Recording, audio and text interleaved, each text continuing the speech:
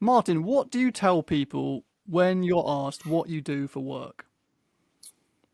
I suppose it depends who I'm speaking to and whether I am keen on developing the conversation with them. I suppose people of similar age who may understand a little bit about gambling and have read or maybe even met someone who does it professionally or semi-professionally, I would probably describe myself as just as a professional gambler. For an older generation or someone who I think wouldn't really understand, I might just say that I bet on sports for a living, and that would likely elicit further questioning from them, which can, take the conversation forward.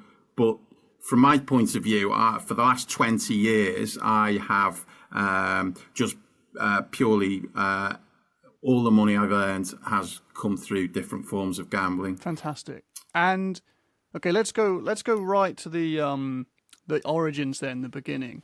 So what was what was the first thing you ever bet on, if you remember?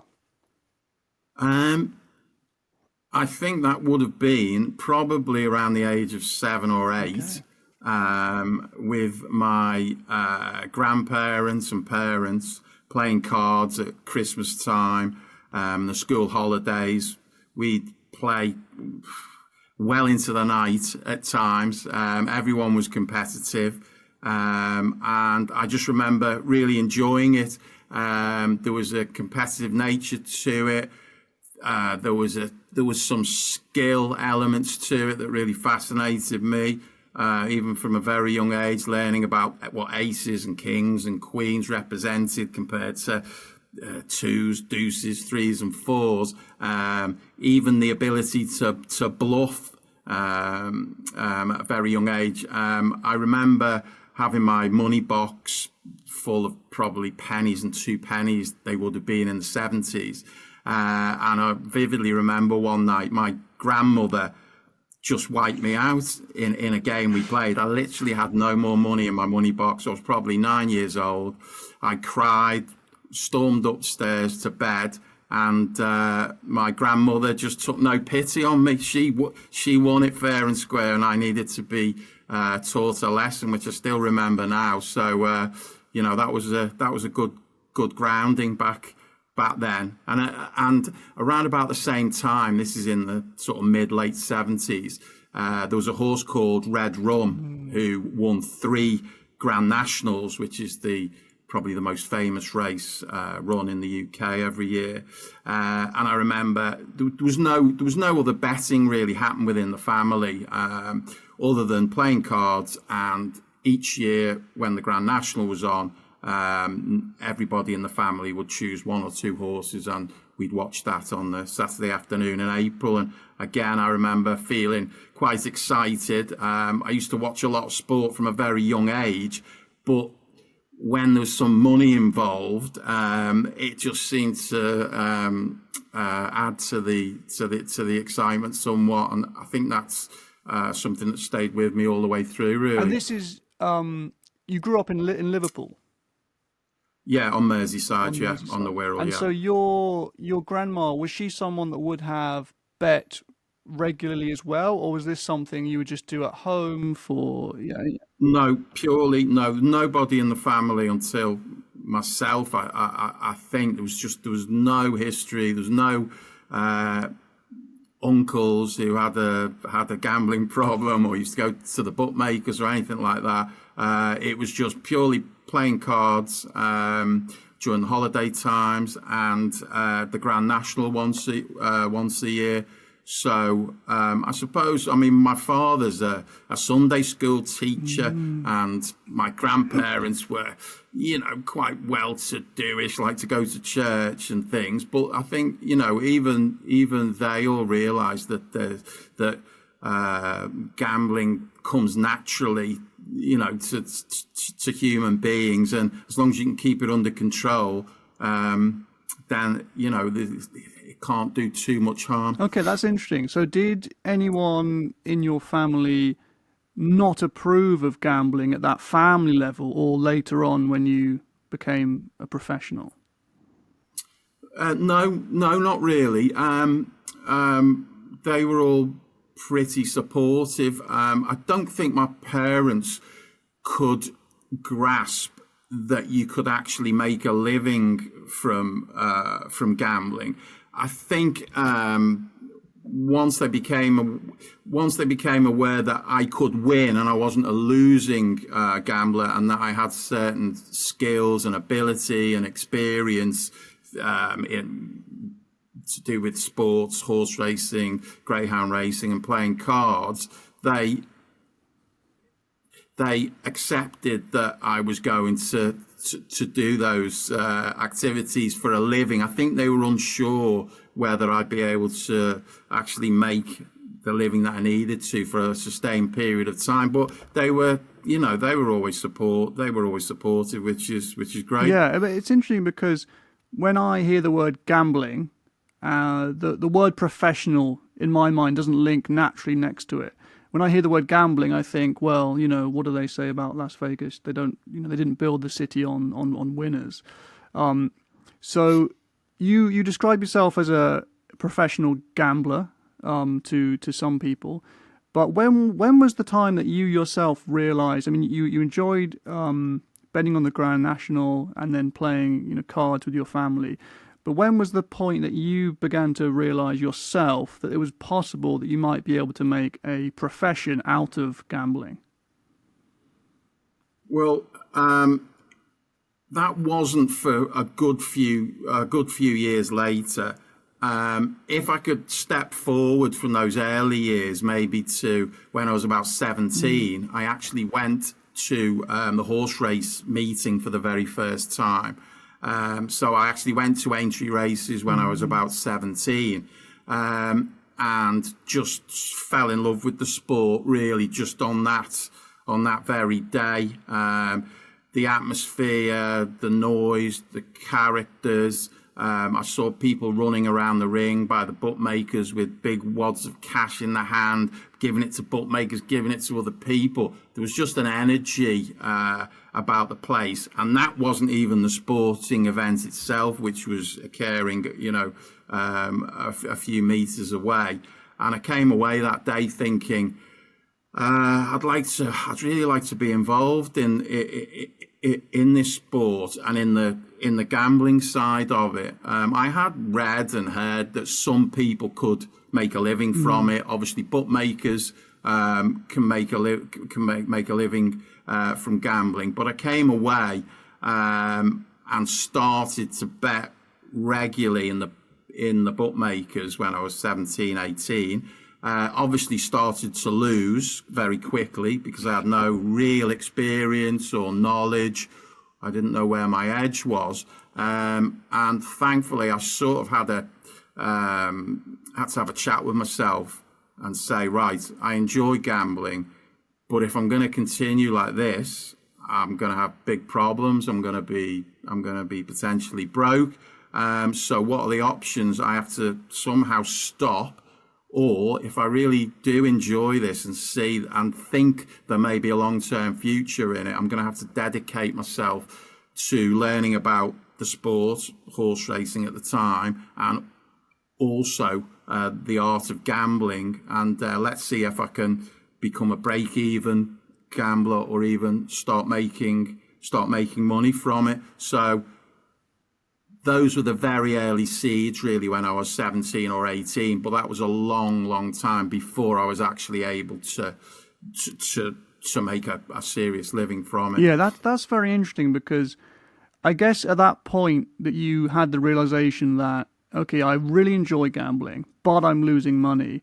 I wonder your next line of thinking, which was, how am I going to acquire the skills that's actually going to allow me to, I guess, get this under control, and then a step further than that, potentially break even or even make some money. Do you get a sense of what it was that separated you from someone who ends up every week they get the paycheck and then 2 hours later, they've lost it all at the bookies? How can they have a mindset which is, well, I need to get professional here. I need to acquire the skills. Yeah, I think the word you use there is professional, and we were talking earlier about a professional gambler. I think I realised very early on there's only a very small number of people that can actually profit from gambling, and they will need certain skill sets that's going to require a lot of dedication, a lot of hard work, a lot of study. And I think at that point I was prepared to do that. So following on from that first day at Aintree, I would buy the Racing Post every day and read it from the front cover to the very back. I would be reading all sorts of different publications that were dedicated to horse racing, greyhound racing, and gambling. I was buying books. I was watching every TV program. I was watching the horse racing on the TV every time it was on. In those days, I think we used to have the old video cassettes. So if I was out playing football or doing something else, I'd get my mum or dad to take the racing every single day. And I was just trying to accumulate as much knowledge as I possibly could. So it's like any subject, any industry, any sport. To get close to the top or the elite level, you have to immerse yourself almost completely in it. I think unless you've got incredible natural talent. You really do have to work very hard, and I was prepared to do that at the time, and I was gradually finding that the knowledge I was acquiring was allowing me to become break even. I was going to the races. How long? Sorry to interrupt. How long did it take for you to go from beginning to have that thought that I want to be professional, if that was the thought that you had, and then breaking even? How long did it take you? I would say it was probably over about an 18-month period of accumulating knowledge, going to the races regularly.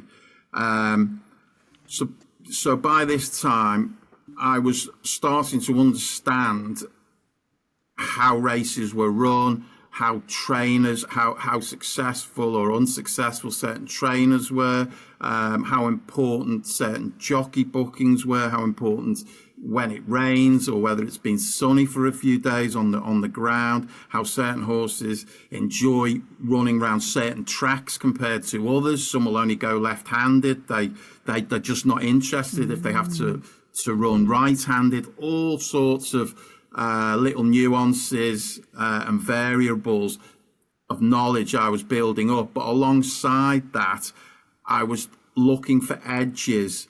When I'd go into a bookmaker's, sometimes in those days they'd have special offers on. Some of the bets that they would offer, there would be guarantees on jackpots and place pots, which involve finding all 6 winners on a card, or 5 out of 6 winners, or a horse that's placed in every race. There were sometimes boosts and guarantees and rollovers, like you might see in the National Lottery. When you go to the race course, there would be bookmakers outside that you could bet with, and there's also a tote system, which is just an accumulation of money from everybody who's bet on the tote that day.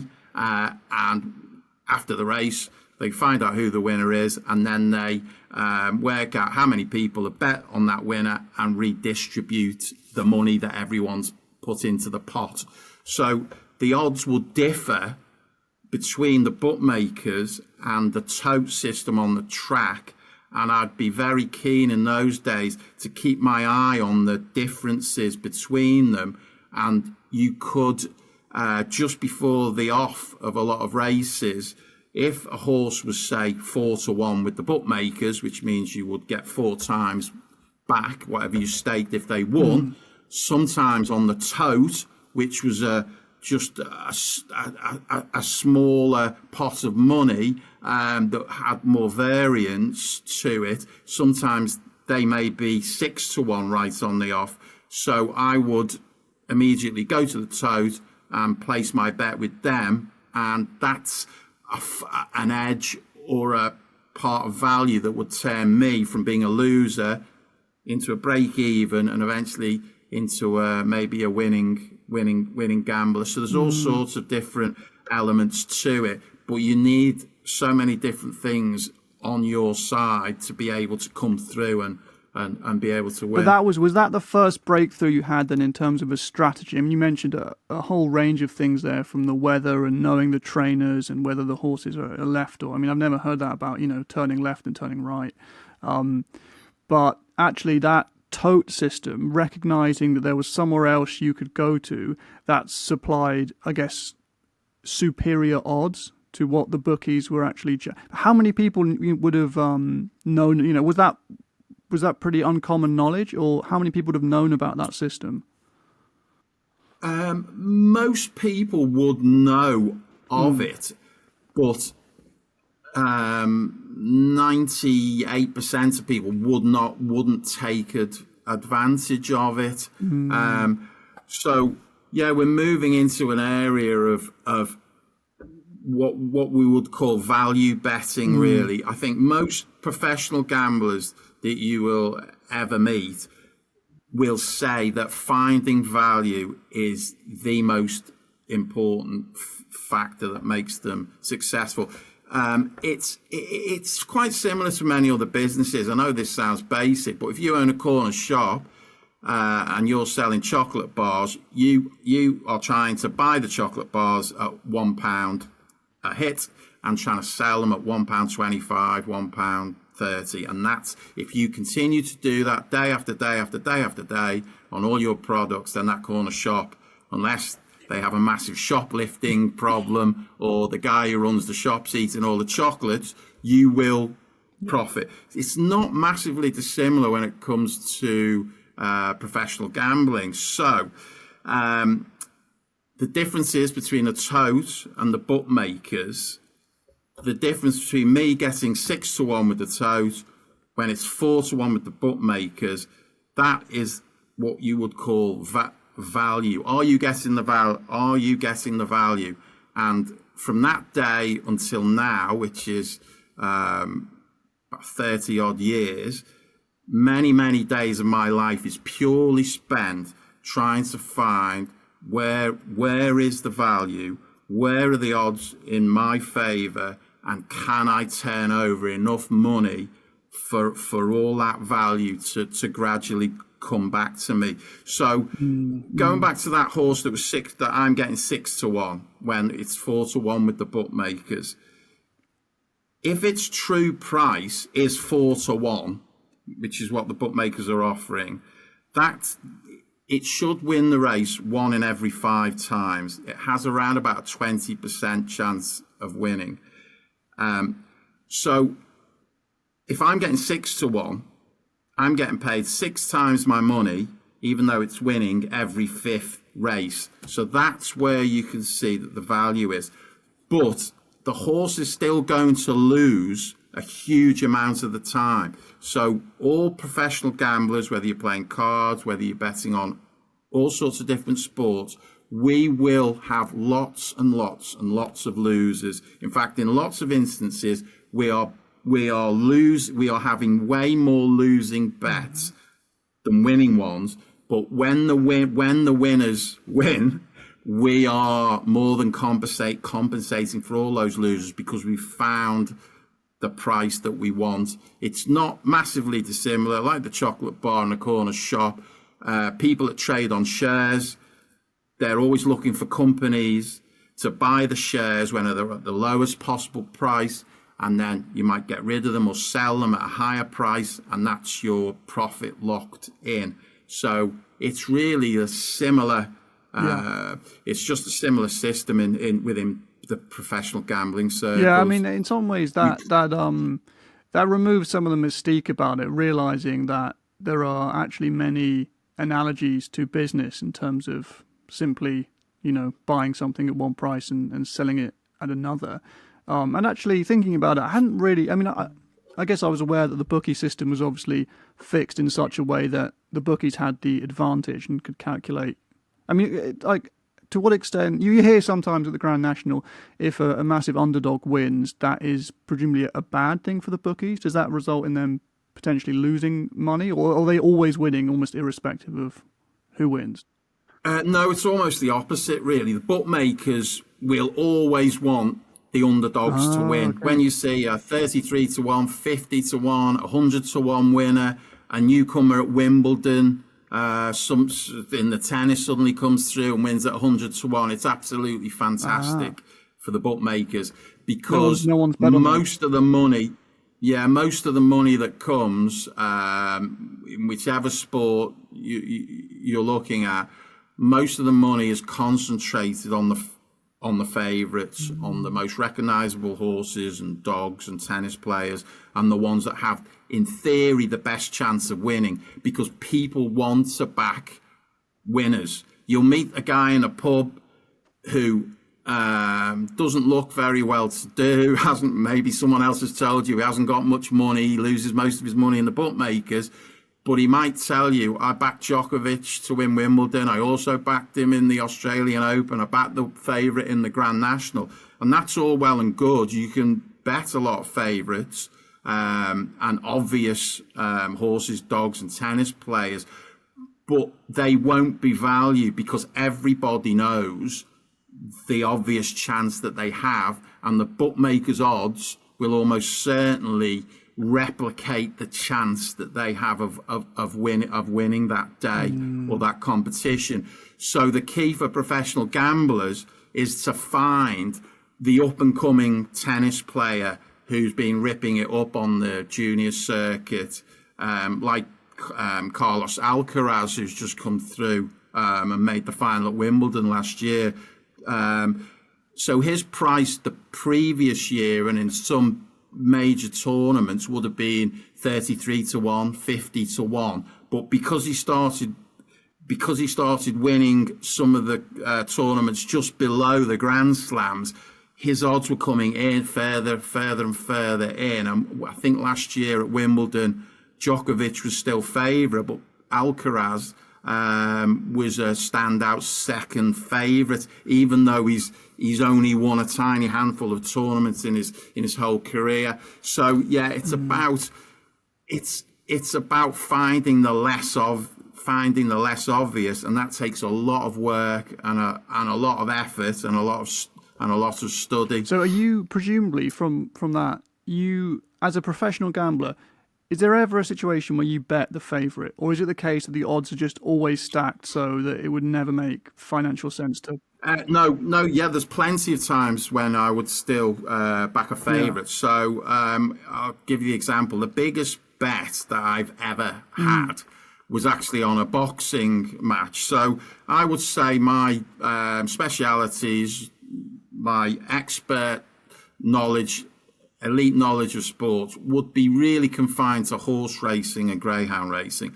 But I followed boxing for many years, and it's always a fascinating sport from a betting point of view because huge numbers of people have an opinion, and it's just very interesting. So there was a fight a few years ago, I don't know whether you yourself or anyone viewing can remember, between Floyd Mayweather, who was probably the greatest boxer of the last 15 to 20 years, who was fighting Conor McGregor, who has never had a professional boxing fight in his life. He was a superstar MMA performer, which is, all about grappling. It is about striking, but it's a different sport. So to my mind, there was less than 1% chance that Conor McGregor could win this fight. But with the bookmakers, you could bet Mayweather to return about 30% on your stake. So people would say he's a very short price. He's what you would call 1 to 3 on. So you have to place £3 to win £1 or £300 to win £100. So that's a very strong favourite in the normal scheme of things. But to my mind, Mayweather is an unbeaten fighter. He would have trained correctly. he had to outbox, outskill, outpower McGregor. There was just really no doubt in my mind that the true odds should have been something like 500 to 1 on, or 300 to 1. You should really have had to bet £300 to win a pound. So the bookmakers were all skewed on this event because McGregor is so popular throughout the world, and particularly in Ireland and the UK. There were tens of thousands of people all having 50 quid, tenors, £100 on McGregor to beat Mayweather.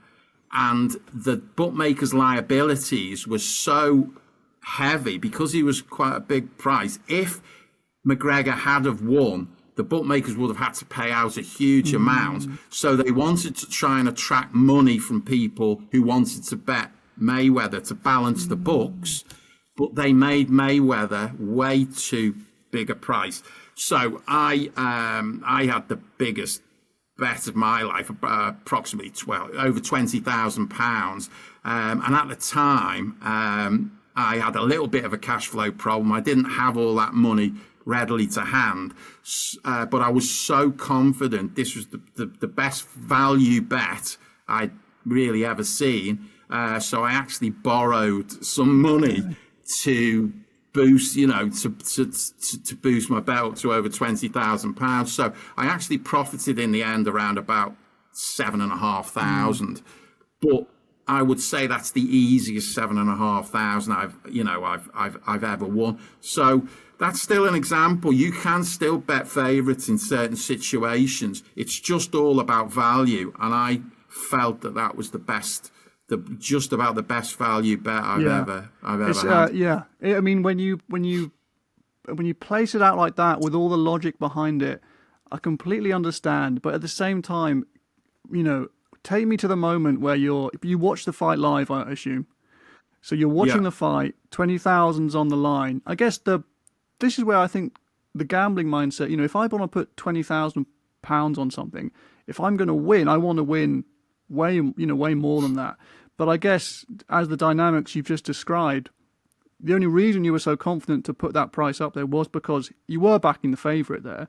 But the most you were going to win back is 7,000. But given that you had that money on the line, take me to the moment that you're watching the fight. And because from what I remember, I didn't watch it, but I saw the highlights. McGregor performed reasonably well, I think, the first few rounds. Yeah. So were you? Yeah. There was so I was at peace, completely at peace with the bet before the fight started. Obviously, you've got in the back of your mind, if this does go wrong, which there's a minuscule chance, but it can still happen. I'd have to rebuild. I'm going to have to really go back to basics, probably have to borrow a little bit more money to keep the bankroll ticking over. But I wasn't that nervous because I was completely at ease. It's like doing a job. It's like a plumber or a builder. He's built a house.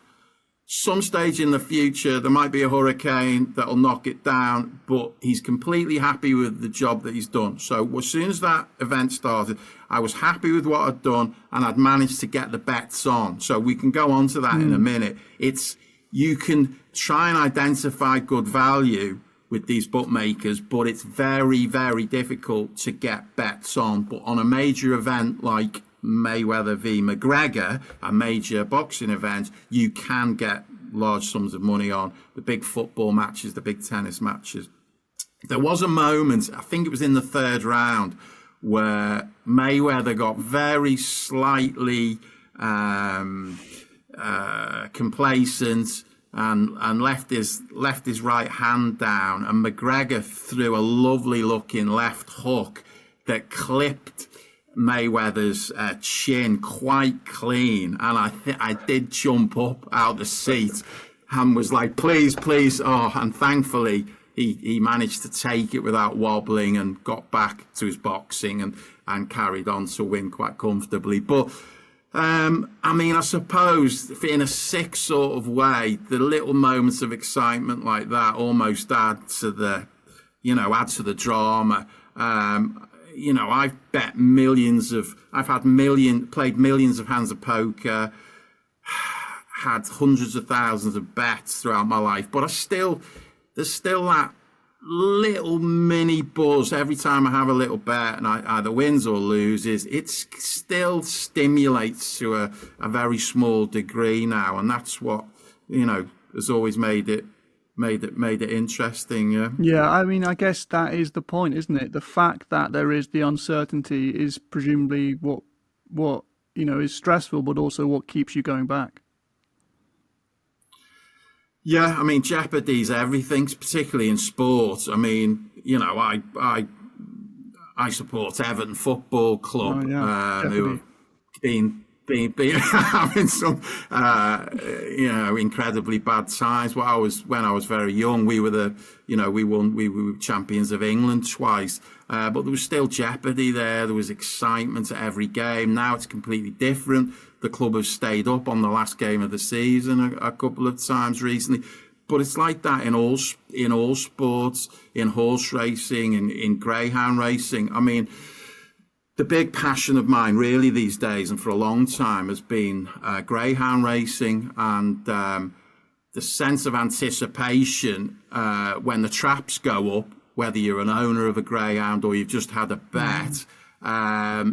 I really enjoy, because it's one of the few sports where the start of the race is more important than the second half of the race. A bit like, I don't really enjoy Formula One, but it's like Formula One. The dog that comes away from the traps or shows the best early pace to the first bend is going to win 50% of the races. And I love the elements of speed and the jeopardy involved when the hare's running and the traps go up. So yeah, I mean, similar in horse racing as well. Over jumps, the horse has never won until it's jumped the final fence, even though it might be 100 meters clear. So yeah, it's all about jeopardy. I think that's probably that has to be what makes gambling a bit more exciting and makes people interested in it.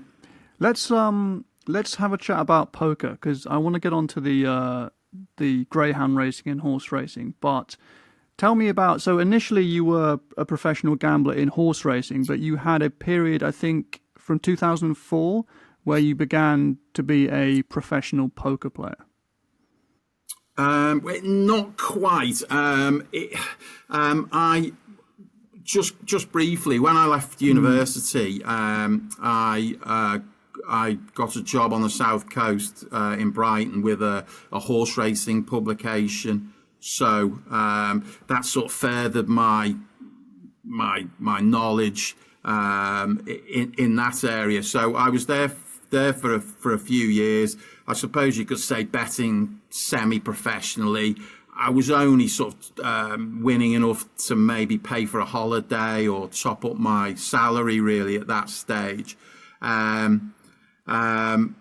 So I'm coming into my late 20s, 30-ish, and I'm married. I'm thinking, right, I need to really start earning some, proper money if we're going to have a family. And luckily, I started watching some poker on the TV. I'd read a couple of articles as well. I knew the basic rules.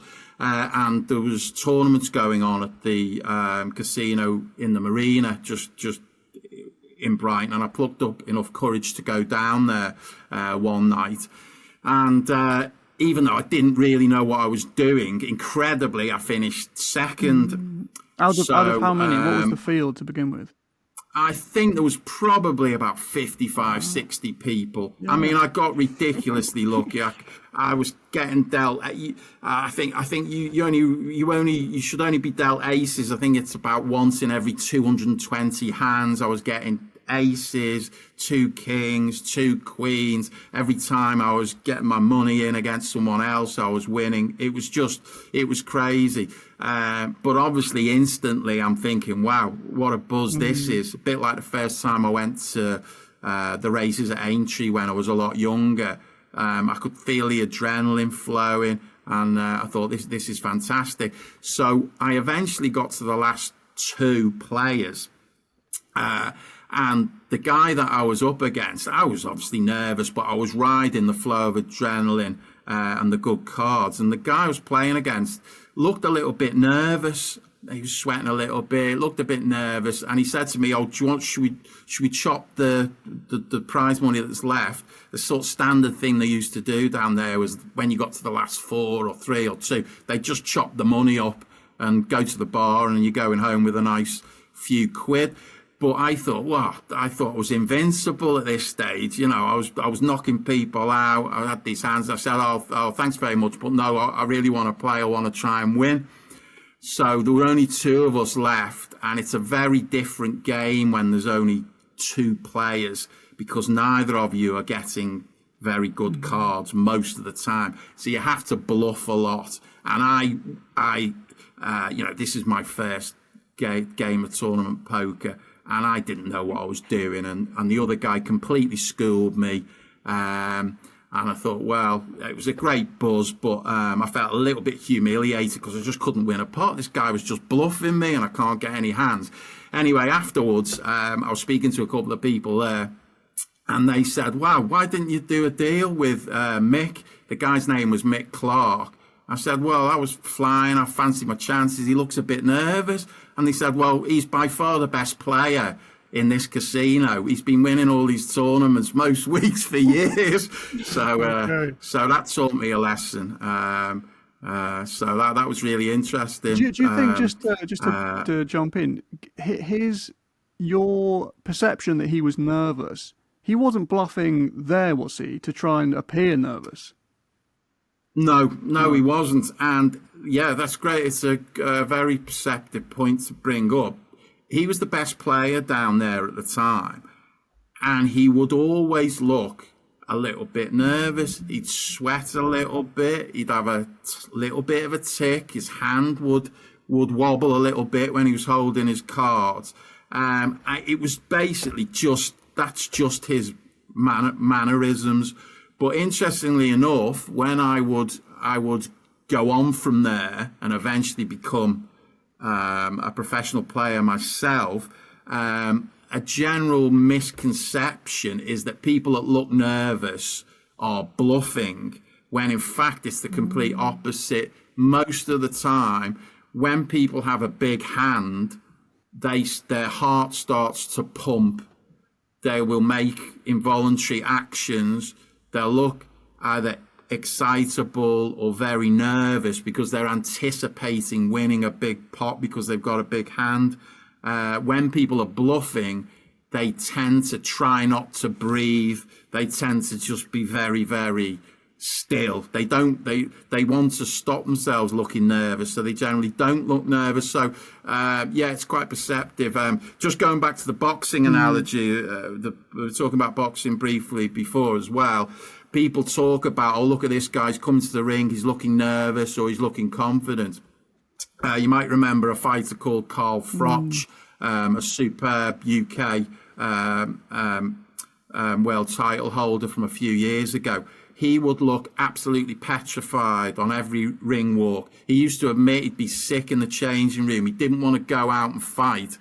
But when he'd actually get to the ring, I've seen him live a couple of times. He was as game a fighter as you're ever gonna see. Possibly, a granite chin, one of the gamest UK fighters of all time. But he'd look incredibly nervous. So you have to be very, very careful when you're trying to read body language. It is good to look at body language, but it can mean a multitude of different things, depending on the opponent. I mean, when I went on to become a professional player, I would at times try and act nervous or try and use body language to put off my opponents. But again, if I was playing other top players, I would just try and sit there motionless. But I would sometimes put things against lesser players who I think may pick up on something I do. I may try and give off a false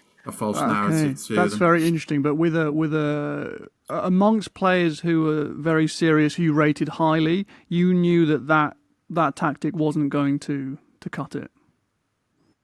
Not really, not unless there There were times I'd play in America. There used to be, well, there still is, a World Series of Poker, which is seen as a 6-week period in Las Vegas every summer, where they have lots of tournaments every single day. All the best tournament players in the world tend to go there. So I managed to have some success in the very first year that I played, and there would be times when I'd maybe play someone that I'd seen on TV, and I felt that they've probably never seen me before and think I'm a weak amateur player, and I could use that. You probably use that against them. They'd probably think, I've never seen this guy before, probably an amateur, he's probably not going to bluff too much. So I would, in those instances, try and make plays against the more famous or well-known players if I felt that they didn't know who I was. But conversely, if I played in the local area in Brighton against some of the locals, I would feel I'd be the strongest player, but I couldn't bluff too much because they all knew I was a good player and I was capable of bluffing a lot. So I had to restrict myself, because they would call with lighter hands, because they knew, oh yeah, Martin Green's probably at it. Okay, interesting. But it's interesting how it sounds like the sign of strength there is actually your propensity to bluff, your willingness to essentially signal that you've got a hand that you don't have. Yeah, I mean, yeah, to become a good player, to progress from a very amateur level poker player, you have to have the ability to bluff, and to bluff in the right situations. It's absolutely key. Most players start off, they know the rules, they'll know the hand rankings, they'll generally know how strong their own hand is likely to be against other people, but they don't really think too deeply about what other people may have. So when you move up a level, not even to professional level, you'll look at your 2 cards, and straight away you won't have to look at them again. You know the strength of your hand. All you're doing now is trying to get as much information about the likely holdings of your opponents, who you're going to be playing in that hand, and how you could, if you think you can maneuver them and win the pot, because you don't feel they've got a strong enough hand that they can call if you start bluffing. But then again, when you move a level above that to the truly professional level, then we're talking about levels on levels on levels, the nuance, the ability to hand read, the ability to give all sorts of different signals by how much you're betting, when you're betting, how you're raising, what position on the table you are compared to your opponent, remembering hands you played with them in the past, all sorts of, quite high level thinking becomes involved. I remember watching, my dad used to take me to pubs when I was a teenager to play poker in Scotland, which was fantastic. And I didn't really know what I was doing, but a little bit like you, I was lucky the first few times I played, and this was pub poker, but I was 15 or 16, so it was very exciting. But I remember watching people like Daniel Negreanu on YouTube, and he would occasionally, to an amateur player, tell them what cards they had, and you just saw their faces go sort of white, and you thought, that's a different level. So I wanted to ask, were there any players you came across that intimidated you, like as a seasoned professional player? Were there players that you'd seen on TV who you came up against and thought, actually, this person is intimidating?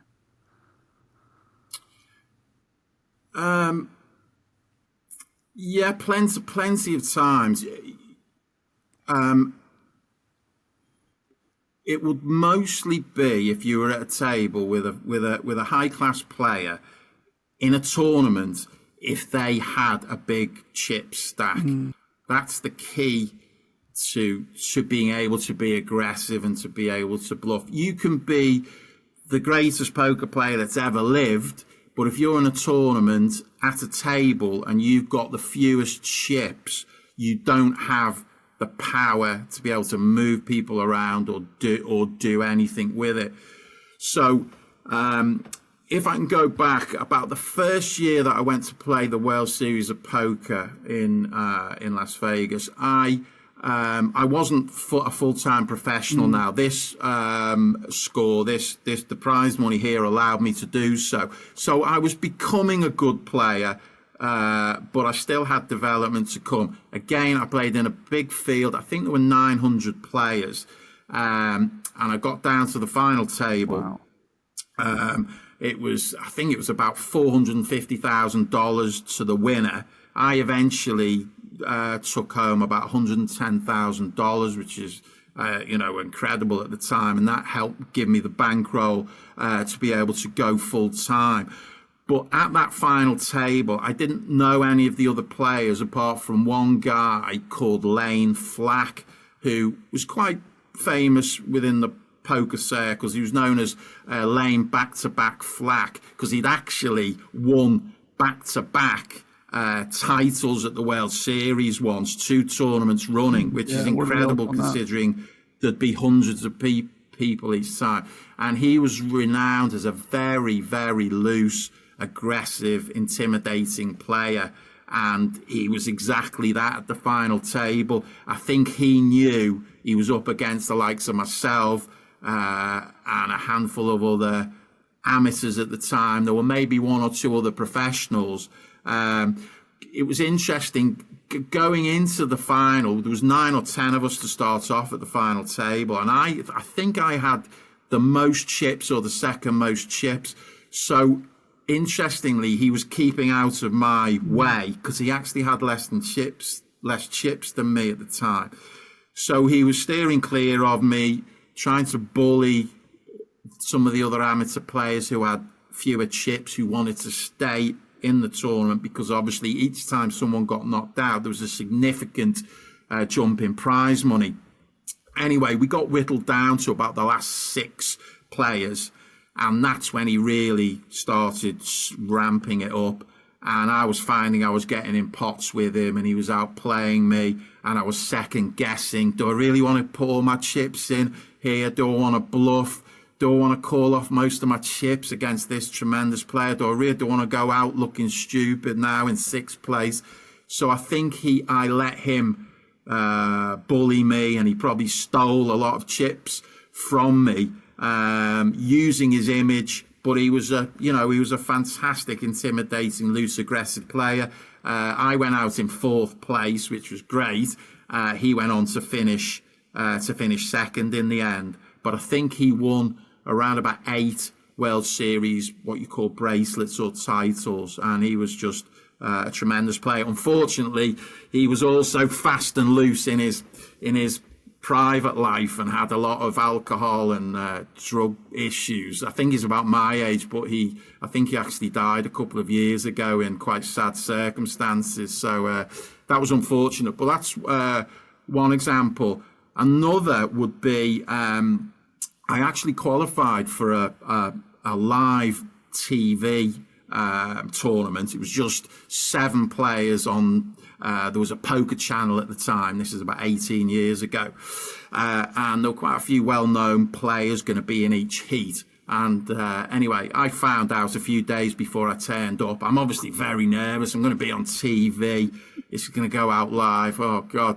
And I found out that the 2 people that were going to be either side of me were at that time probably in the top 5 most famous players in the world at the time.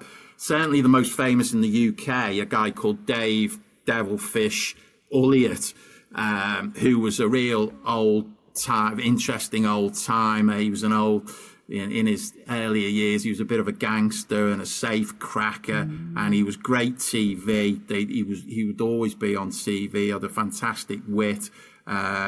He'd always be swanning around Las Vegas with a lot younger women on his arm. He was just a real character, very funny. but he was very, very aggressive, a very, very aggressive player. And on my other side was going to be a guy called Gus Hansen, who at the time was starting to win quite a lot of the major tournaments throughout the world. And he was this professional gambler from Denmark.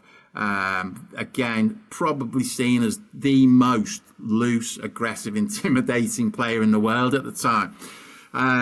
So needless to say, I didn't do particularly well. I didn't get any hands, but it was a great experience. But I felt intimidated at the table. But interestingly, before we went on to the set, I was lining up with Dave Devilfish, and he just said, "Oh, what's your name? What you up to?" And I said, "Oh, it's my first time on TV. I'm nervous and everything." And he was absolutely brilliant. He said, "Look, don't worry about it, son. You'll be fine. Just play your normal game and you'll be all right. Don't worry about it." Which I was really amazed by, because his persona is normally very aggressive. He'd be on TV swearing at particularly the American players, being nasty. But it just goes to show how much of it is a show.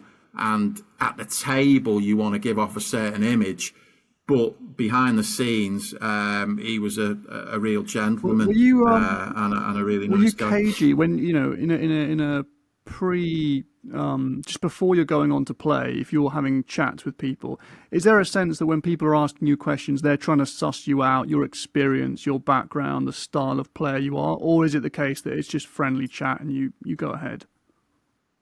Well, in that instance, it was just friendly chat, and the high-profile pros at the time didn't really seem interested in finding out anything about the other players. But the only other time I've been on live TV playing poker was in America. There was a series called the Poker Dome.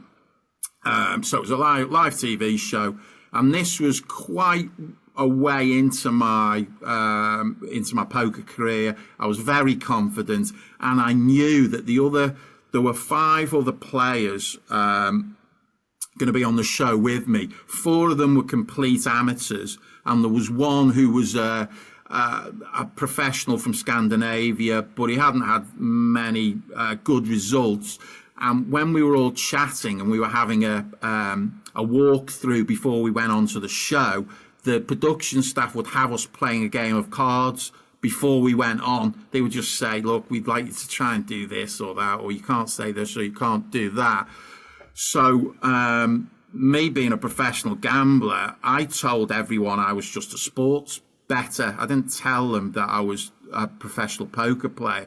I was going on about football and horse racing, and I bet on this. I wanted to give off the image that I'm just a crazy gambler who doesn't really understand poker. And when we played the practice game, I just did some crazy bluffs with no hand at all. If they didn't call me, I'd show that I was bluffing, because I intended to play quite solidly for the first part of the game, and then sort of ramp up the aggression. But I wanted people to maybe do something a bit crazy against me early on, and for them not to think I was a professional player. I think I could tell that the guy from Denmark probably knew I was at it. But anyway, we played the game, and I played really well. But unfortunately,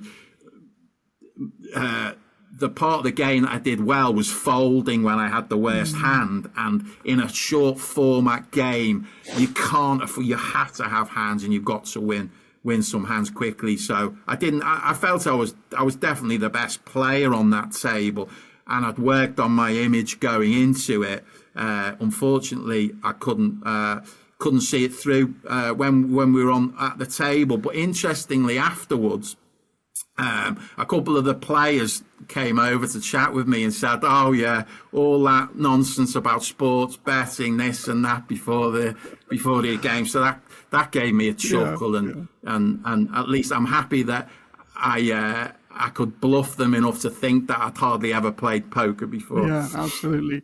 I think for some people listening, they may be surprised that poker, and this is Texas Hold'em Texas Hold'em poker is something that has professionals. But just give us an insight into what actually makes a professional poker player, but also what advantage. I don't know if there's a percentage advantage you have, because obviously it's not as if a professional wins every tournament that they play, but they have a advantage that is enough to make a living out of it.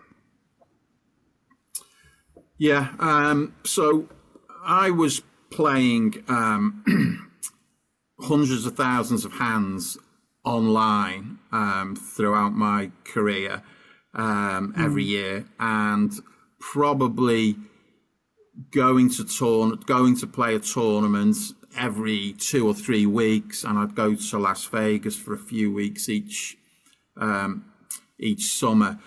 There's a big difference between playing on live and playing live. Obviously, playing online at home, I had a huge monitor. I could play eight or 10 games at the same time.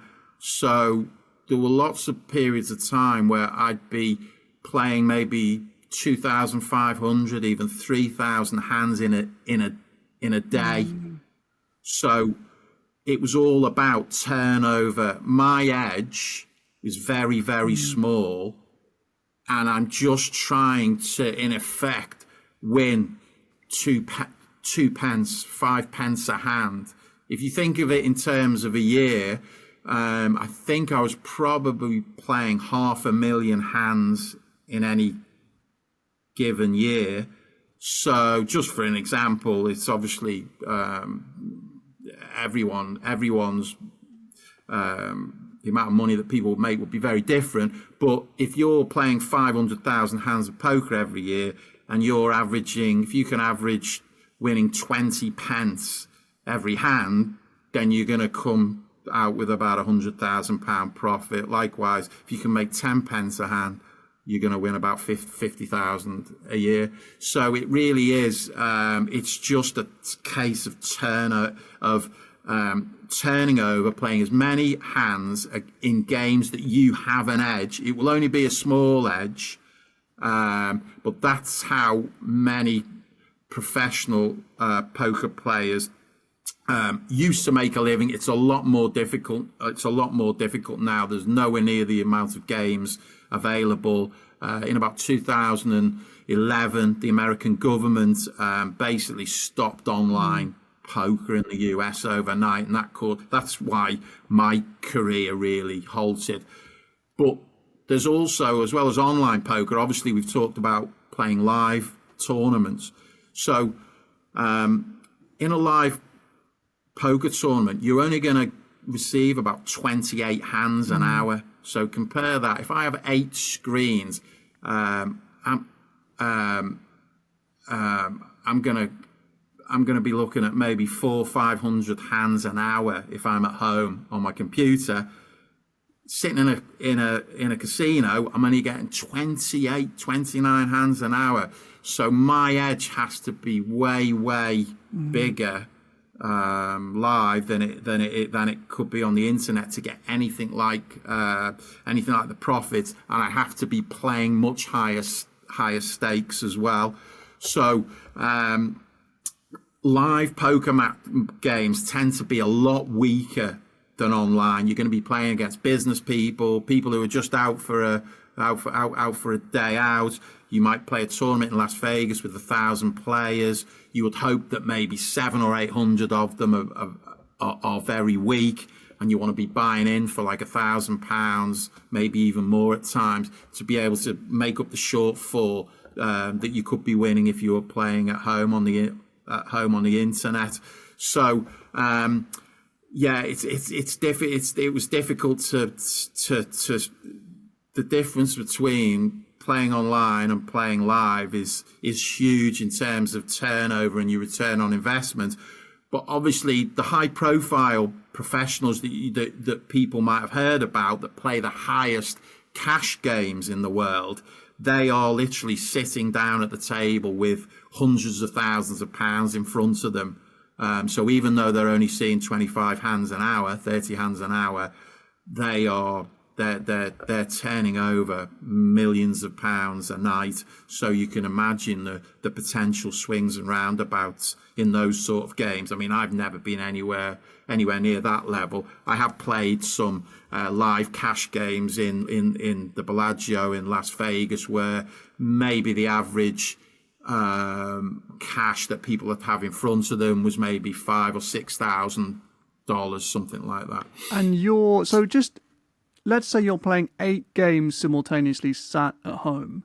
Is your strategy in each of those games the same? Have you got a set strategy you're going in for, or do you have 8 different strategies based on the game itself? It depends if you're playing cash games or tournaments. So you'd want to be just purely playing one or the other, because there are all sorts of different strategies and developments that happen that can affect your strategy. And obviously, if you're looking up at the screen and you've got another hand every few seconds, a lot of it becomes pretty robotic, unfortunately. And it can become very boring. And I'm glad I haven't played. I've hardly played any poker for the last 10 years. But when I was playing, you can become a bit like a bot, really, almost like an AI bot. It's so important to try and freshen yourself up, come up with new strategies and play different types of games, or you can just get into a rut where you're literally stuck at the computer and you're just trying to eke out a certain amount of money per hour, averaging a certain amount per hour by playing similar strategies, particularly in cash games.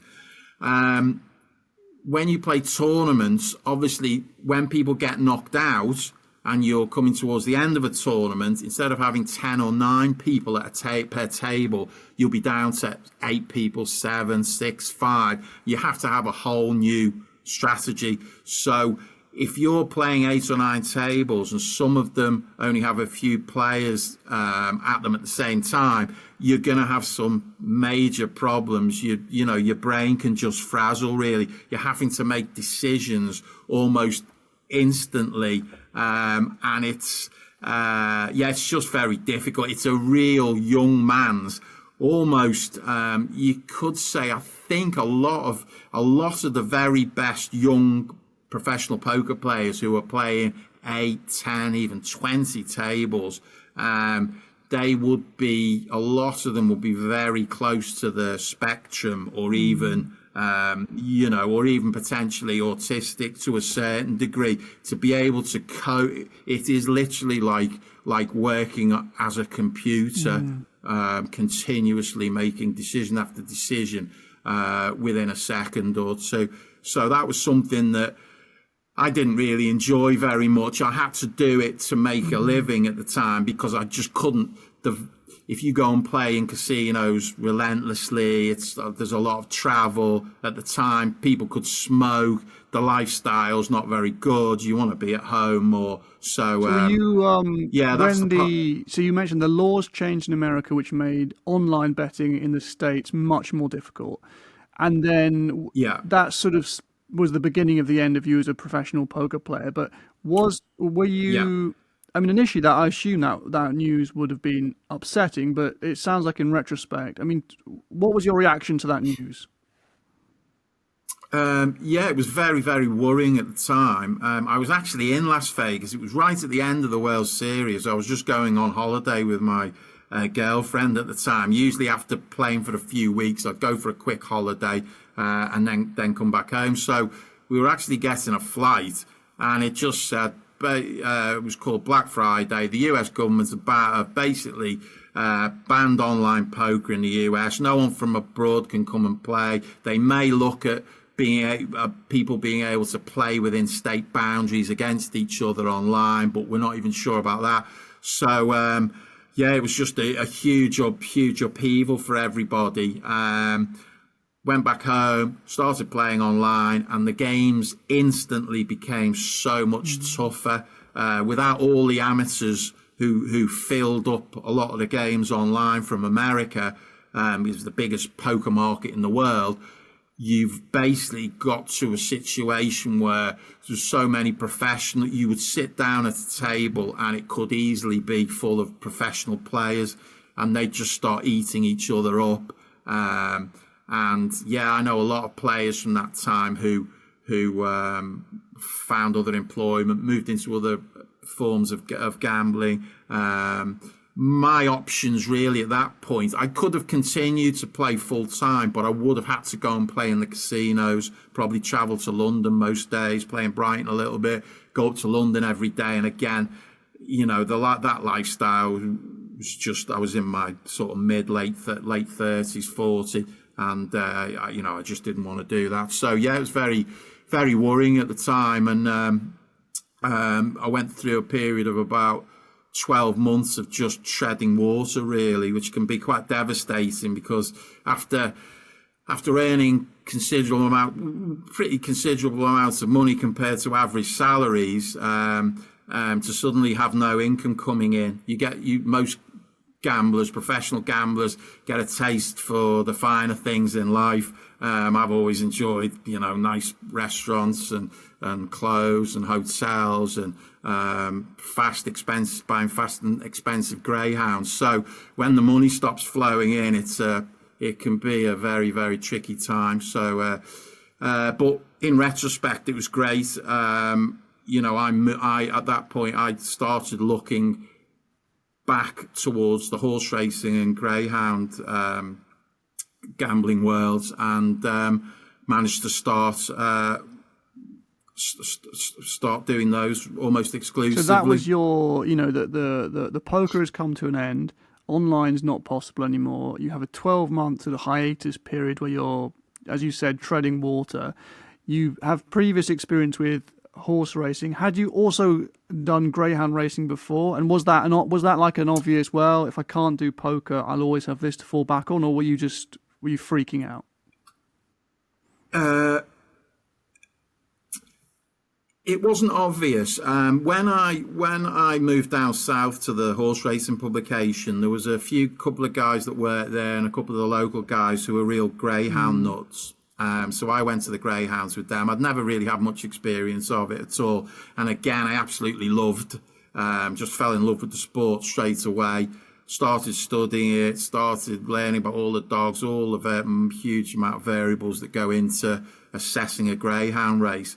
And I realised quite early on that it's contrary to popular belief, it's probably the most reliable form of sport you could imagine. Most people that you would ask in the general public think it's the most inscrutable sport. There's all sorts of dodgy goings on. But the regulation in the greyhound industry is very, very tight. The bookmakers just go berserk if anything naughty seems to happen. And the greyhounds themselves are the most consistent animals. They just tend to do the same things every time. Dogs that come out of the traps quickly or dogs that come out of the traps slowly, they will consistently come out quickly or slowly. The dogs that are sprinters and they won't last more than about 250 meters, they'll never be able to race against the good dogs over 480 meters, middle distances or marathons, and the marathon dogs will never be able to compete with the sprinters at the shorter distances. So in my mind, it was always, it was a very amateur thing for me. Again, I'd go to the greyhounds and I was starting to become break even, maybe find little areas I could make small amounts of money. This is in the early days. But it was never a consideration to do it full time. But once the poker career finished, I had been studying and watching greyhound racing more intently. I had access to a database that within one click you could get every single video of every dog's performance, of every dog in the country, and there was all sorts of software within that where you could compare the dogs to other dogs, what they're doing to the first bend, all the times, all sorts of information. So that was in the back of my mind, and also within horse racing there were developments in running betting. So In about 2004, I think it was, betting exchanges first came on the scene. So instead of only being able to bet with bookmakers or on the tote, as we discussed earlier, betting exchanges allowed me to bet against, for instance, yourself, Will. So you could act as the bookmaker. If I want to bet a dog or a horse, you could say, right, I'm happy to lay this dog at 4-1 for 50 quid, and I could come along and have my 50 quid at the 4-1, and the betting exchange would make their money just on commission. Whoever won would pay a tiny commission. So we would it would allow gamblers throughout the world, or particularly in the UK, to bet against each other. You could act like you could act as a bookmaker or a bettor. So this is perfect then for in-running betting in all sports. Horse racing and tennis are great examples. So as soon as the race is off, till the moment the winner crosses the line, there is a market where people can bet or put up prices that they're prepared to lay at a certain price. So from my earlier experience in horse racing and knowing all the nuances involved, I quickly realised that this is something I should be very good at. And when I practiced, I was pretty good at straight away, really. So I was very lucky. I was able to dive straight into betting in running on horses, and at the same time I had access to this database of greyhounds, so I could analyse and bet on greyhound races. That's not during the race. That would be before the race is off, because the greyhound race is so quick. There's no in-running betting on greyhound races. Oh, interesting. Because we've talked about this before, but one thing I didn't realise was for the horse racing betting, a lot of the bets, perhaps most of your bets, are happening once the race has already started. Yeah, basically all my betting now on horse racing is during the race. Okay. So Yeah. the key parts of the race at the very beginning, particularly on the flat, they come out the stalls. If it's a short distance race, it's absolutely vital that a horse comes away well from the stalls.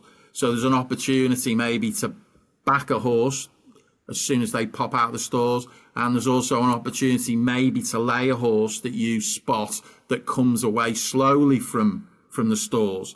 But you have to balance that with the odds that are on offer within the exchange. So there's still a huge amount of skill required. Just because a horse comes away slowly from the stalls doesn't mean it can't win. In fact, in many cases, they can go on to win. And if you have the knowledge of certain horses who are slow away, but can come home extremely fast, then you can take advantage of people who are getting overexcited that a horse may be slow away and don't realise that this may happen on a regular basis. So, like all forms of gambling, it's very, very nuanced. There's a million different variables, and you need to try and have as much knowledge as you can going into the race of how these horses might act if this happens, if that happens. But you also have to have speed of mouse and speed of clicking ability, which is not I'm getting on a bit now, and I'm not the most quick to react. My eyesight's not very good. You can see I've got glasses on. My friends make fun of my eyesight. If I'm in a restaurant, I have to get my phone out and put the torch on to look at the menu. And I'm supposed to be making a living watching horse racing and reacting to things that happen quickly. But my major edge comes from my knowledge of the horses and the tracks involved, and almost intuitively knowing what might happen or what's likely to happen before it actually does. And if I'm right most of the time, or more often than the other people betting on the exchange, then I'm going to Yeah. profit. I guess one thing to consider here is the kind of temperament and personality type that allows you to, with I guess, sustain that competitive advantage with the level of stress that I presume you feel you're under. Do you think you're unusual in your ability to handle stressful situations, or do you think there's just you have? I mean, it sounds to me like you have the ability to kind of remain analytical, and as much as the emotional side is still the thing that keeps you excited to continue doing it, you don't you get the balance right between your emotions and then the actual ability to intellectualize and go, well, I need to bet this portion of money on these specific races, and then over a set of 10 races I'm going to have a bit of an advantage, and that will result in whereas like a lot of people I think who are all just died in the wall gamblers, I don't know if there's that thought process. I mean, there's what is the phrase when you're on tilt in poker and you lose a bad hand, and from a purely like mathematical sense, you should be like, well, that happens X percentage of times. Next time it won't happen. The odds suggest, and I'll carry on. Whereas, but emotionally, like it's easier said than done to do that. So, like, how are you able to abstract yourself? And have you ever just gone off the rails and thought, actually, you know what, I'm gonna bet it all on black? Yeah, I mean, the key word there is balance. You need to have enough gamble within you to be a successful professional gambler. You must have something within you that enjoys and is prepared to risk a certain amount of money, which for a lot of people is not easy. There's actually a couple of quite close friends of mine, professional gamblers. My criticism of those two would be that they don't take advantage of situations as much as they should. They don't gamble quite as much as they should. Okay, yeah. I'm almost I make fun of them as if, how can you be a professional gambler when you haven't got you haven't got a heart? But on the opposite extreme, I've also had friends who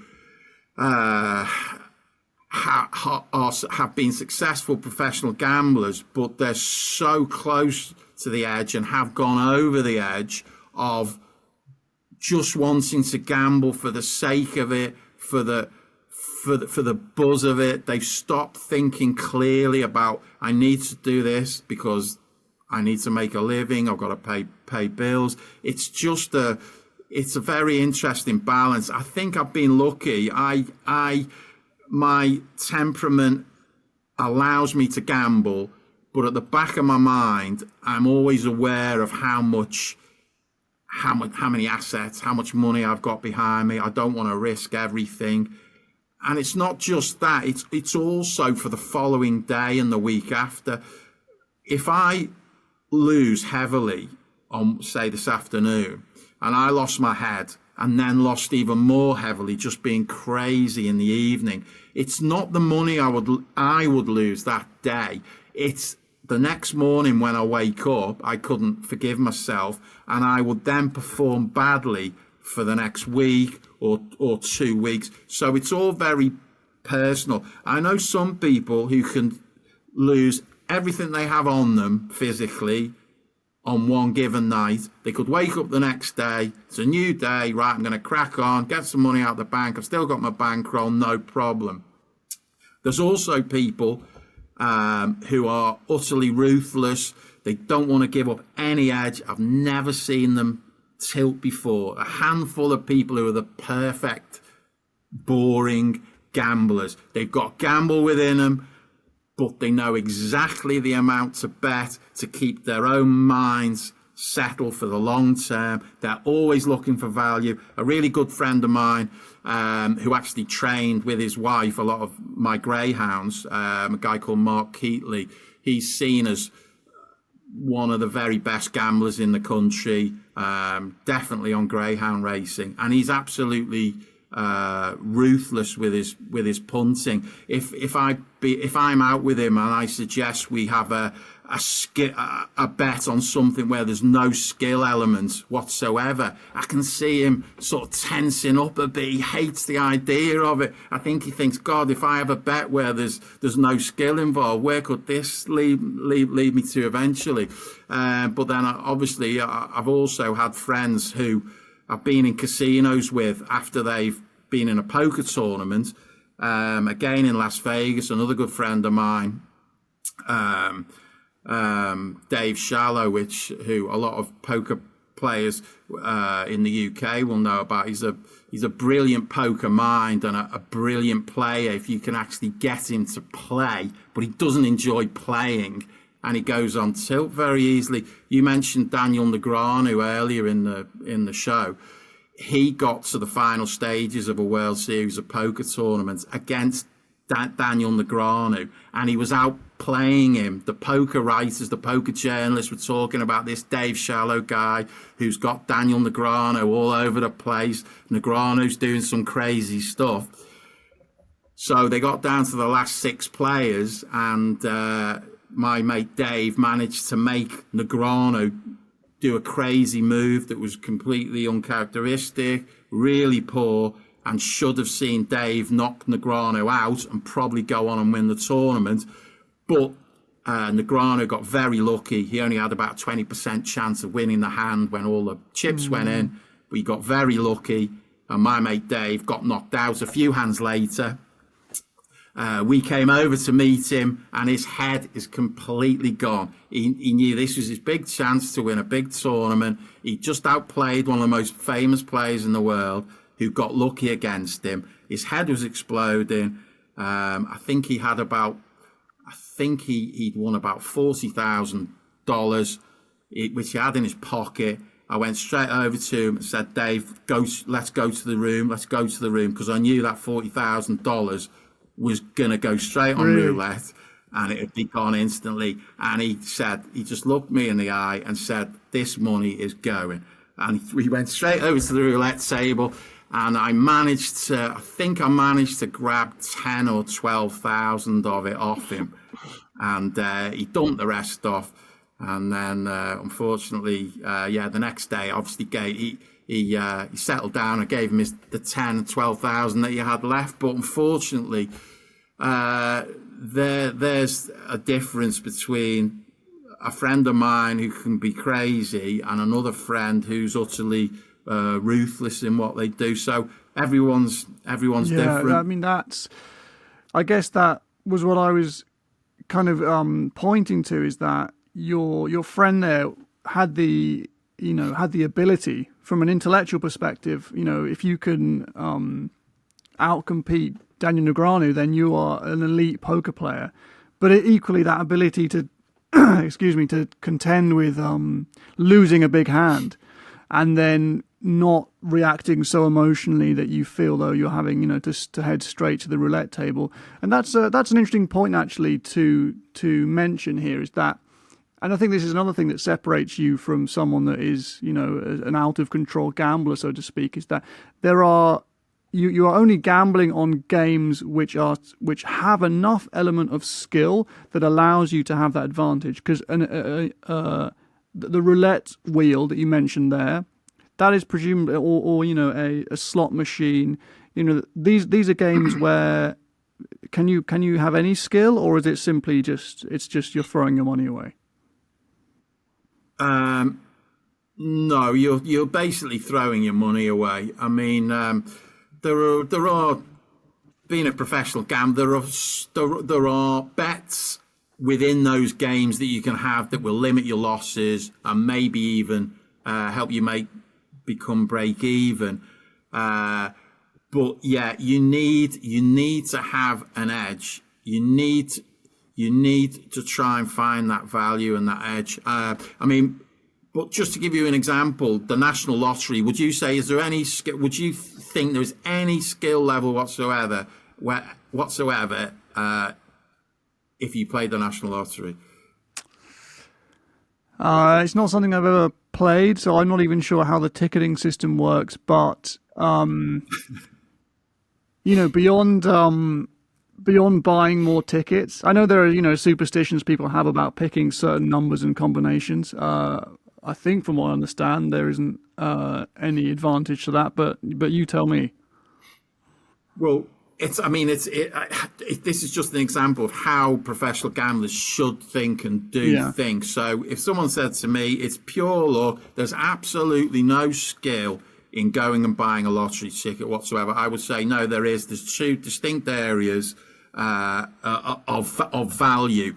So the first one is if there's a rollover, which means there's like £1 million, £500,000, 500 million quid added into the pool next Saturday because the jackpot wasn't won the previous Saturday. So straight away, that is an advantage for every player who plays the national lottery that week. When there's a significant rollover, the odds of you profiting from your I think it's £1 or £2, you should make a profit over the long term when you bet into a pool that's got a massive rollover. However, you will have to play the lottery about 1 million times, almost to infinity, until you actually won the jackpot. But in theory, in a purely mathematical sense, it makes value sense to play the lottery when there's a big rollover. The other skill element is, I think there's 50 numbers. I don't really play it anymore, but when I did, you must play the most unpopular numbers, the high numbers. The vast majority of the population put in their birthdays, their house numbers, their favourite numbers, which tend to be 7, 8, 9, 10. You must play high numbers, those in the 30s and the 40s up to 50. If I did win the lottery one day, the jackpot, Martin Green, you've won the lottery. There's 5 million in the pool, but 10 of you, because the numbers were 7, 8, 10, 12, 16. There's 5 million for the jackpot winners, but there's 10 of you. So I only win £500,000. That's absolutely fantastic. Best day of my life. Pay off the mortgage. I'll have a nice few quid.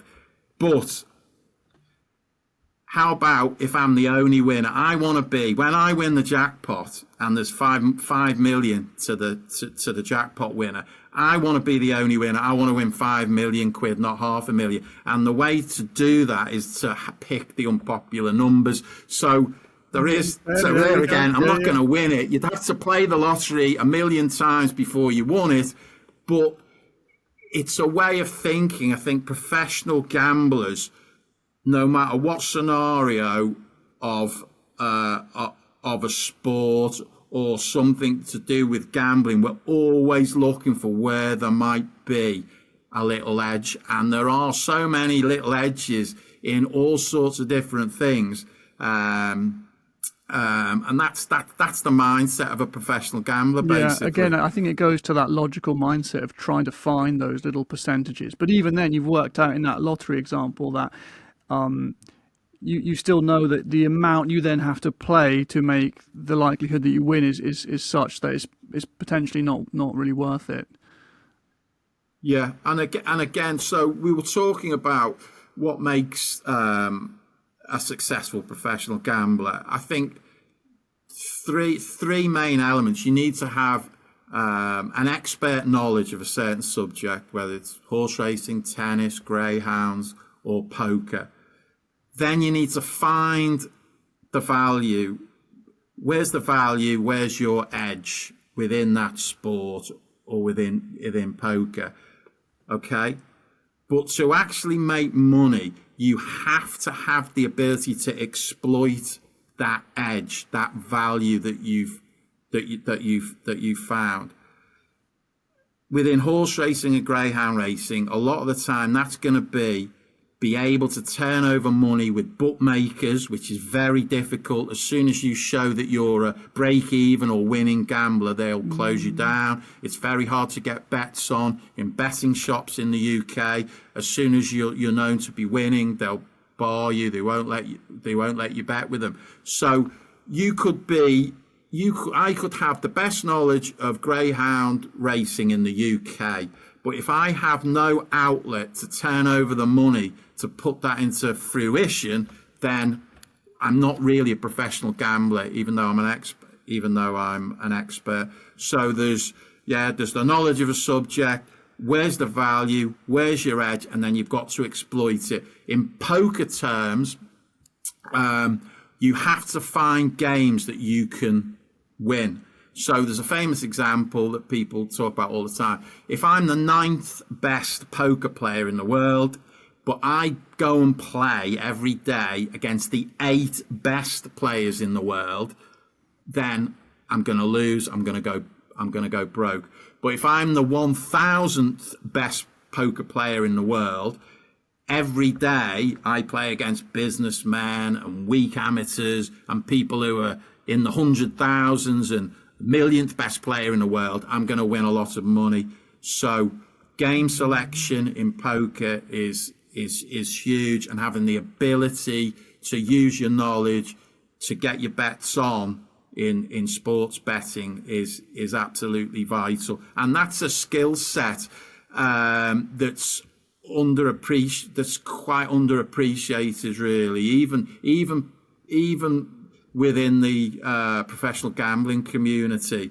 There are people who have the ability to get bets on who make more money than real experts who are not as skilled in that area. Area. How rare is that combination of skill sets? Because it sounds like there's quite a few people that could have each separate skill, but the combination of all three of them, how rare is that?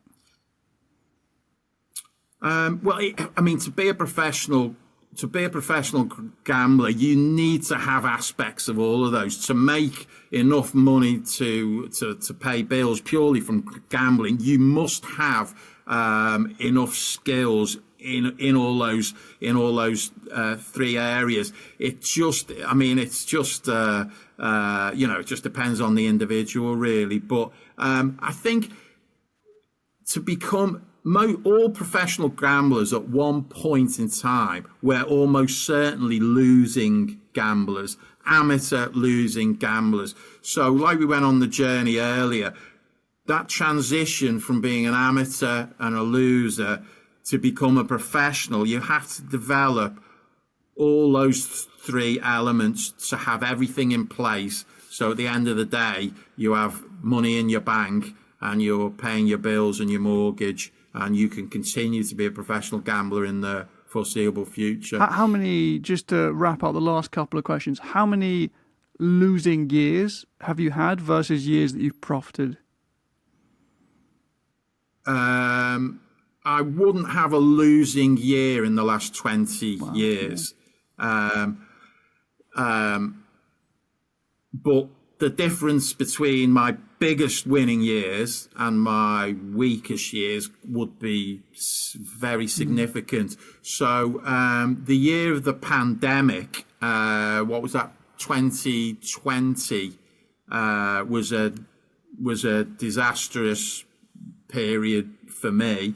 I hadn't started the year very particularly well, just won a small amount. Everything shut down in the middle of March.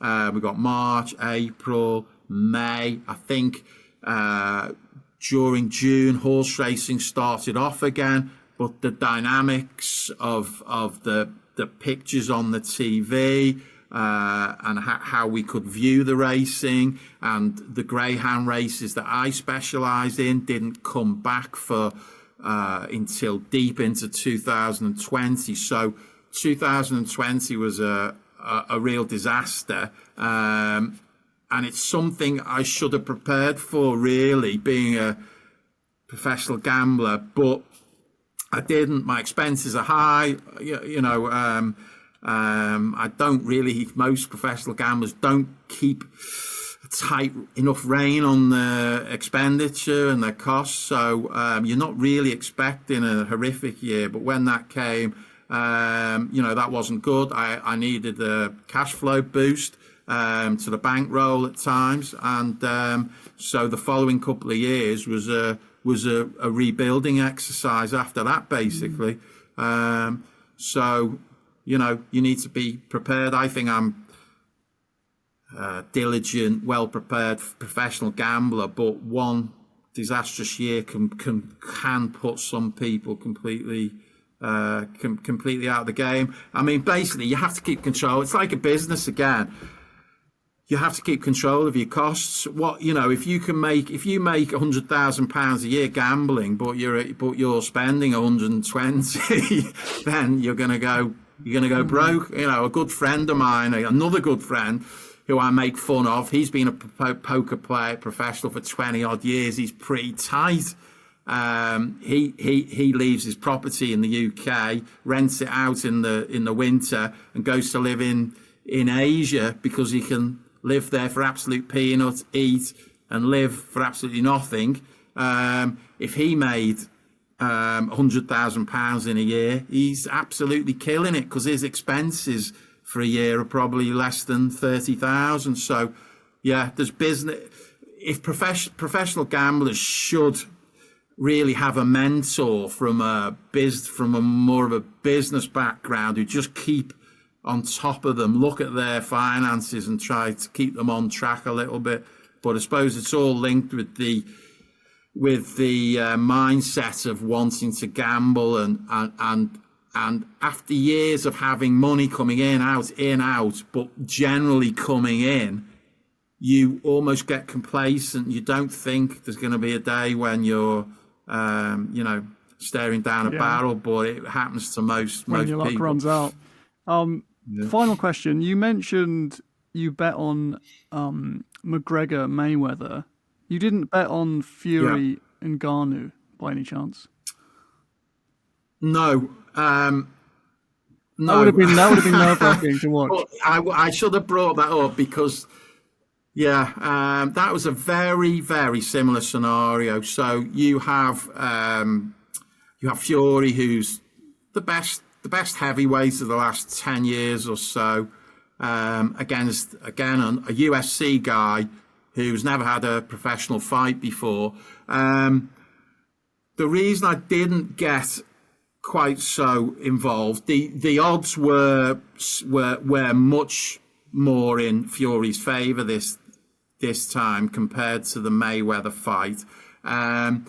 Ngannou is a stand-up striker in MMA, but the key element is that Tyson Fury has a lot of mental health issues. He's admitted himself he's got bipolar, he gets different forms of depression, ADHD, and although he is unbeaten, deep down I will never trust having a large bet at a very short price on someone who, for whatever reason, on the lead up to the fight, which I think probably happened in this one because most people felt Ngannou beat Tyson Fury that day. He was obviously, he couldn't really win on the cards because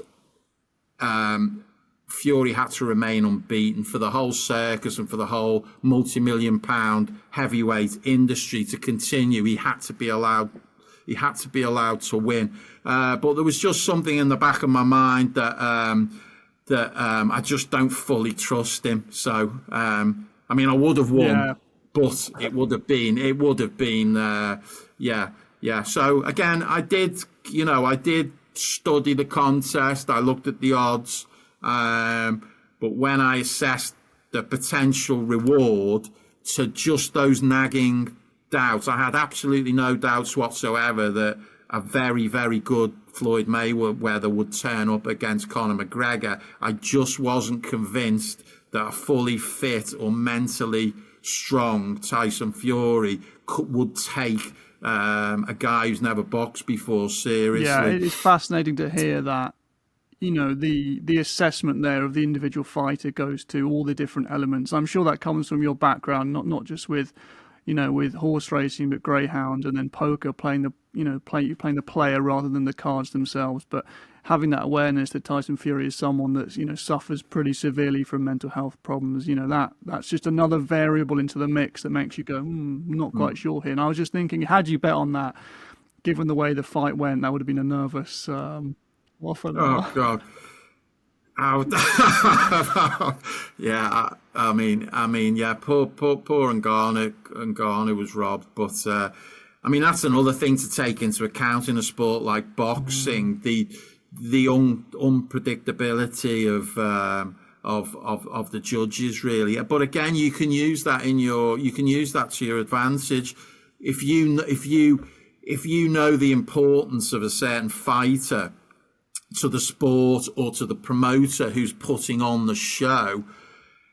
There's going to be not necessarily direct influence on the judges, but the judges will know in the back of their minds who the guy that the promoters who are paying them to be judges would prefer to win for all sorts of reasons. And who can stay truly dispassionate when there's a certain financial advantage in something for you. It's very difficult, but again, all these factors need to be thought about in all sporting events. Potential skullduggery, not just the actual sport itself. Whenever there's money involved, there is the potential for all sorts of shenanigans to go on. Fantastic. Okay, I think we'll end it there. What are the races today that are on the cards for your calendar? Well, earlier this afternoon there was a couple of meetings. So just for example, a typical day might be this morning. I knew there was 2 or 3 horse race meetings this afternoon that I was going to play in running. So I do a bit of preparation. I have software that'll show the prices that these horses traded at in their previous runs. I'll make some notes, do some form study, maybe only about 20 minutes on each meeting, so an hour or so. Then I'll be off for a quick game of tennis, come back, play those 3 races, and then this evening I'm going to Hove Greyhounds just down the road. I don't go that often, but the greyhound racing that I specialise in is what you call open races. So they're the best dogs from all around the country who compete against each other in competitions. And tonight there's some good races at Hove. So yesterday and also this morning, I spent some time studying about 8 or 9 of those races, which took me about 2.5 hours. So I'm going to go and check on the prices of some of those greyhounds as soon as we finish and try and place some bets if I think there's some value to be had. Head up there. I'll be having a couple of drinks, so I need to keep my head together, but I'll be looking on the betting exchanges just before the off of those races as well, and maybe placing some bets there as well. So unfortunately, most days there's greyhound racing going on, horse racing going on, the odd podcast like this. It's the first one, but thank you very much. That was really good. Some very perceptive questions. It's very unusual for people outside the industry to know what to ask or which routes to go down, because it's such a niche area. Really. Awesome. Well, best of luck, Martin, for the betting this afternoon, this evening, and thanks so much for agreeing to chat. No problems. Thanks, Will. Thank you.